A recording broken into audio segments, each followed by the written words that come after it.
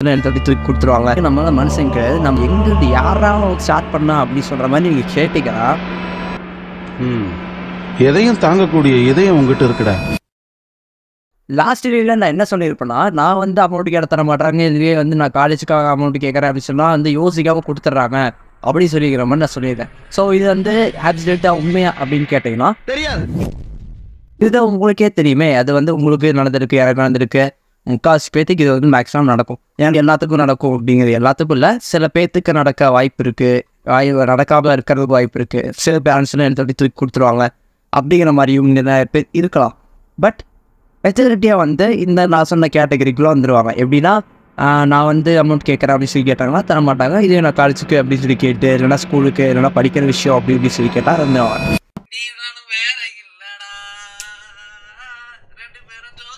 So இதெல்லாம் எங்கிருந்து start ஆகுது அப்படின்னு சொல்லி கேட்டிங்கன்னா அங்கே இங்கே போயிட்டு கடைசியாக ஒருத்தர் வந்து சொல்லுவோம், டேய் நம்மள மேட்ரிக்ஸில் இருக்கோண்டா அப்படி சொல்லுவோம். மேட்ரிக்ஸ் நிறையா பேர் இந்த மாதிரி வீடியோ போட்டிருப்பாங்க, நீங்களே பார்த்துருப்பீங்க. இல்லை மேட்ரிக்ஸ்னு சும்மா கேள்வியாச்சும் போட்டிருப்பீங்க. ஸோ இந்த மேட்ரிக்ஸ் அதெல்லாம் எங்கிருந்து யாராலும் ஸ்டார்ட் பண்ணா அப்படின்னு சொல்கிற மாதிரி நீங்கள் கேட்டிங்கன்னா கேட்கணும். ஸோ அவங்க தான் இந்த வந்து நம்மளாம் மேட்ரிக்ஸில் இருக்கோம், நம்மளாம் வந்து இலுமினாட்டிக்கு கீழே இருக்கோம் அப்படிங்கிற மாதிரி. அது ஒரு பெரிய கதை இல்லை, ஒரு மாதிரி ஒரு பெரிய டாபிக் அது. ஸோ அதை பற்றி தனியாக பேசணும்னு சொன்னீங்கன்னா அதுக்காக நான் வீடியோ போடுறேன்.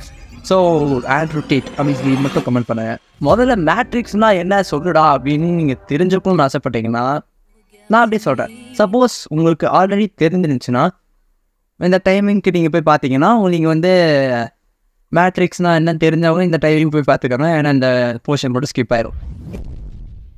மேட்ரிக்ஸ் ஃபஸ்ட்டு தெரிஞ்சுக்கோங்க.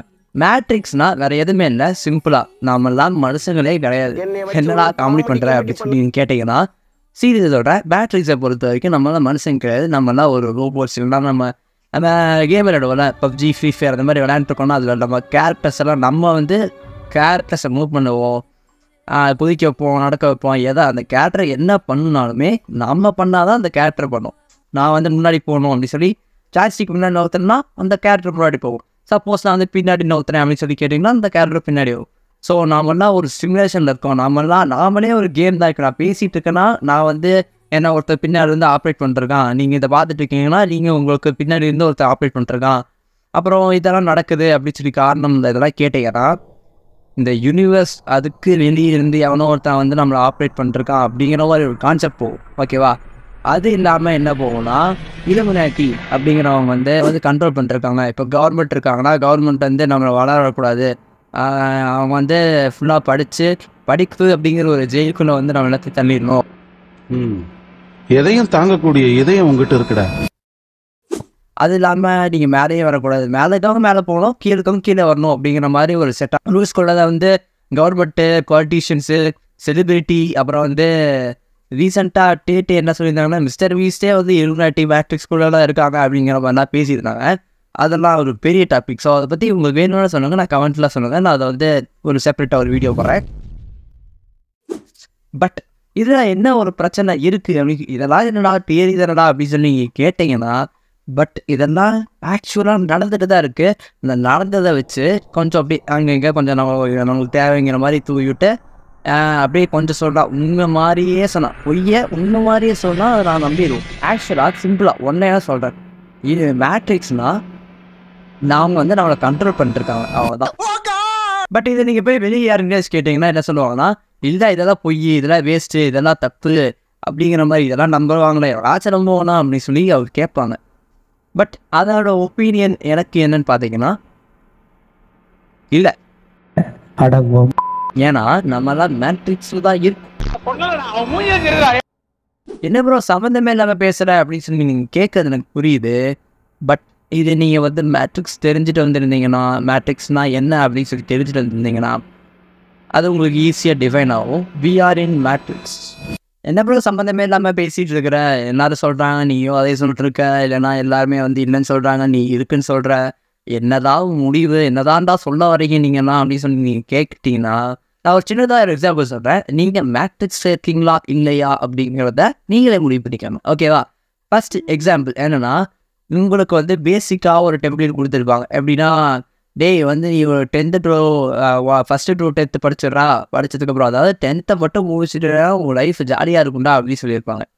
அதுக்கப்புறம் நீங்கள் 11th 12th போயிருப்பீங்க, டிப்ளமோ போயிருப்பீங்க. இந்த 11th 12th டிப்ளமோ மட்டும் முடிச்சுட்டு லைஃப் தாறுமாறாக போயிருந்தா அப்படின்னு சொல்லியிருப்பாங்க. பட் அது ஆக்சுவலாக அப்படி நடந்துருக்குமான்னு கேட்டிங்கன்னா அது உங்களுக்கு தான் தெரியும். அது நீங்கள் தான் முடிவு பண்ண போகிறீங்க. ஸோ அடுத்தது வந்து காலேஜ் லைஃப்பை முடிச்சுட்டா வாழ்க்கை வந்து செட்டிலு அப்படின்னு சொல்லிருக்கிற மாதிரி சொல்லியிருப்பாங்க. ஓகேவா? இதில் வந்து காலேஜ் லைஃப் எப்படி போச்சு அப்படிங்கிறது உங்களுக்கு தான் தெரியும், அவங்களுக்கு தெரியாது. இல்லைன்னா வந்து இந்த மேட்ரிக்ஸ் சொல்லிட்டு அவங்களுக்கு யாருக்குமே தெரியாது, ஏன்னா உங்களுக்கு மட்டும் தான் தெரியும். ஓகேவா? இதில் 10th முடிச்சுட்டா என்ஜாய் பண்ணலாம், அடுத்தது 12th முடிச்சுட்டா என்ஜாய் பண்ணலாம், காலேஜ் முடிச்சுட்டா என்ஜாய் பண்ணலாம். எல்லாருமே பேசிக்காக என்ஜாய் எல்லாருமே இந்த என்ஜாய்க்குள்ள அப்படிங்கிற ஒரு டாப்பிக்கை வந்து உங்களுக்கு பேசிக்காகவே போட்டிருப்பாங்க. ஏன்னா அப்படின்னா தாண்டா நீ படிப்ப அப்படிங்கிற மாதிரி ஒரு கான்செப்டில் மேபி சொல்லியிருக்க வாய்ப்பு இருக்குது. பட் அது என்னன்னு கரெக்டாக தெரியல. நான் என்ன சொல்கிறேன்னா, இப்போ நீங்கள் வந்து ஒரு 10th நல்லா முடிக்கணும் அப்படின்னு சொல்கிறதுக்கு ஒரு மோட்டிவேஷன், 12th நல்லா முடிக்கிறதுக்கு ஒரு மோட்டிவேஷன், காலேஜ் நல்லா முடிக்கிறதுக்கு ஒரு மோட்டிவேஷன். பட் இதெல்லாம் ஆக்சுவலாக நடக்குதா அப்படின்னு சொல்லி கேட்டிங்கன்னா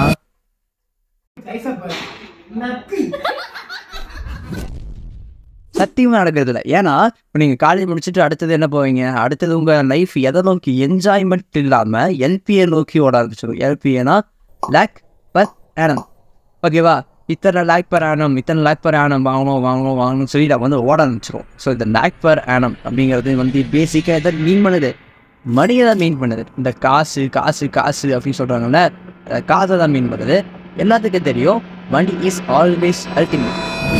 ஆனால் யாருக்குமே புரிய மாட்டேங்குது. அந்த அல்டிமேட் ஃபார்முக்கு போகணுன்னா நீங்கள் கிளாசிக் முடிக்கணும். கிளாசிக் எதாவது மீட் பண்ணுறேன், இந்த எஜுகேஷனை முடிக்கணும். எஜுகேஷனை முடிச்சாதான் அல்டிமேட் போக முடியும். நார்மல் இருந்தால் தான் அல்டிமேட் போக முடியும். புரியுதா?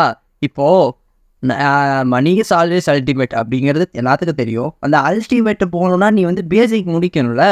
அதுதான் சிம்பிளான ஒரு கான்செப்டு. இப்போ வந்து 5th ஸ்டெப் போகணும், 10th ஸ்டெப் போகணும்னா ஃபஸ்ட்டு நீ ஃபஸ்ட்டு ஸ்டெப் எடுத்து வைக்கணும்ல. இந்த ஃபஸ்ட்டு ஸ்டெப், செகண்ட் ஸ்டெப் அதெல்லாம் தாண்டினா மட்டும்தான் அல்டிமேட் அப்படிங்கிற ஒரு ஃபார்முக்கே போக முடியும். அல்டிமேட்னா அதுதான் மட்டும்தான் அப்படிங்கிற ஒரு கான்செப்ட் இல்லை. மணி தாண்டி நிறையா அது வேறு கண்டென்ட்டு. ஓகேவா? ஸோ இந்த மணி இஸ் ஆல்வேஸ் அல்டிமேட் அப்படின்னு சொல்கிறது உண்மைதான். பட் அந்த அல்டிமேட்டை ரீச் பண்ணுறதுக்கு உங்களுக்கு சில ஸ்டெப்ஸ் தேவைப்படும். டோட்டலாக மணி ஏர்ன் பண்ணுறதுக்கு 2 ஆப்ஷன். மணி உங்கள்கிட்ட இருந்துச்சுன்னா அந்த மணியை வச்சு நீங்கள் காசு ஏர்ன் பண்ணலாம். எப்படின்னா, உங்கள்கிட்ட நிறைய காசு இருக்குது, அந்த காசை வச்சு நீங்கள் ஒரு இடத்த வாங்குறீங்க. அந்த இடத்த வாங்குறீங்க, அது எந்த இடம் அப்படின்னா உங்களுக்கு தெரியாது, ஏதோ ஒரு இடத்த வாங்குறீங்க. அந்த இடத்த வாங்கிட்டு அது ப்ராஃபிட் ஆச்சுனாலும், அதாவது நீங்கள் அவுட்டரில் வாங்கிட்டு வச்சுக்கோங்களேன், உங்களுக்கு வந்து எஜுகேஷன் இல்லை, உங்களுக்கு எந்த எஜுகேஷனுமே இல்லை, காசு மட்டும் இருக்குது. நீங்கள் வந்து ஒரு இடத்த வாங்குறீங்க. நீங்கள் எக்ஸாம்பிள் ஏதோ ஒரு இடத்துல அண்டார்டிகா போய் ஒரு இடத்த வாங்கிட்டீங்க. அந்த இடம் சேல் ஆகுமா? வாய்ப்பே இல்லை. நீங்கள் வந்து எத்தனை ஏக்கர் வாங்கியிருந்தாலும், எவ்வளோ காசு போட்டு வாங்கியிருந்தாலும் அந்த இடம் சேல் ஆகாது. எதை வச்சு நீங்கள் காசு பார்க்க முடியுமா அப்படின்னு சொல்லி கேட்டிங்கன்னா முடியாது. ஏன்னா அந்த இடம் வந்து ரேர் அப்படிங்கிற ஒரு கண்டிஷனை தாண்டி யாரும் வரமாட்டாங்க அப்படின்னு சொல்கிற ஒரு எஜுகேஷன் வந்து உங்களுக்கு இல்லைன்னா, அந்த எவ்வளோதான் காசு இருந்தாலும் அந்த காசு வச்சு நீங்கள் இன்னொரு காசை பார்க்கவே முடியாது. இதுவே இன்னொரு ஆப்ஷன் எடுத்துக்கிட்டிங்கன்னா எஜுகேஷன். இந்த எஜுகேஷன் அப்புறம் கொஞ்சோண்டு காசு நீங்கள் ஒரு சின்னதாக ஒரு இன்வெஸ்ட்மெண்ட் பண்ணுறீங்கன்னு வச்சுக்கோங்களேன், அதை வச்சு நீங்கள் வந்து அமௌண்ட் ஏர்ன் பண்ண முடியுமா அப்படின்னு சொல்லி கேட்டிங்கன்னா சத்தியமாக முடியும். இந்த எஜுகேஷனோ இந்த கொஞ்சோண்டு அமௌண்ட் மட்டும் இருந்துச்சு நான் சொல்கிறேன், சத்தியமாக உங்களால் அமௌண்ட் ஏர்ன் பண்ண முடியும். இப்போது இருக்கிறத வச்சு சொல்கிறேன், கண்டிப்பாக எஜுகேஷனோ கொஞ்சோண்டு ஒரு இன்வெஸ்ட்மெண்ட்டு நான் எதை சொல்கிறேன்னா, அமௌண்ட்டும் சொல்கிறேன், டைமும் சொல்கிறேன், உங்களோட எஃபோர்ட்டும் சொல்கிறேன், எல்லாமே ஒரு இன்வெஸ்ட்மெண்ட்டு தானே. எஜுகேஷனோ இன்வெஸ்ட்மெண்ட்டோ இருந்தால் மட்டும் போதும், உங்களால் வந்து அமௌண்ட் ஏர்ன் பண்ண முடியும். ஏன்னா சும்மா சொல்கிறியா அப்படின்னு சொல்லி நீங்கள் கேட்டிங்கன்னா இது ஆக்சுவலாக உண்மை. ஏன்னா நீங்கள் கொஞ்சோண்டு ஒரு எஜுகேஷன், ஏதோ ஒரு இடத்துல பேசிக்கான ஒரு எஜுகேஷன் இருக்குது, அந்த எஜுகேஷனை நீங்கள் ஏதோ ஒரு இடத்துல இம்ப்ளிமெண்ட் பண்ணி அதாவது உங்கள் டைம் இன்வெஸ்ட் பண்ணி, உங்களோட எஃபோர்ட் இன்வெஸ்ட் பண்ணி அந்த மாதிரி நீங்கள் ஒர்க் பண்ண ஆரம்பித்தாலே போதும், உங்களுக்கான அமௌண்ட் வந்து ஆட்டோமேட்டிக்காக ஜென்ரேட் ஆகும். அமௌண்ட்டுங்கிறது என்னது, நீங்கள் கொடுக்குற ஒரு ப்ராடக்ட்டுக்கான ஒரு வேல்யூ. வாழ்த்துக்கள். சரி போ. எஜுகேஷனே வந்து ஒரு இன்வெஸ்ட்மெண்ட் தான் நண்பர்களே. பட் அடிபட்டு வளர்ந்தங்காட்டி நீங்கள் சொல்கிற வேலையெல்லாம் செய்யுது. பட் இந்த ஒரு கான்செப்டே தப்பு. ஏன்னா நாய் வேற நாம வேற. அடுத்து நீங்கள் வந்து ஒரு மேலே ஒரு பொசிஷன் போவீங்க அப்படிங்கிற ஒரு கான்செப்டில் தான் அவங்க சொல்லுவாங்க, நினைப்பாங்க. பட் அதெல்லாம் நம்ம புரிஞ்சுக்காம தெரிஞ்சுக்காம டேரெக்டாக போய் பேசணும். இந்த பேசுகிற பொறுமை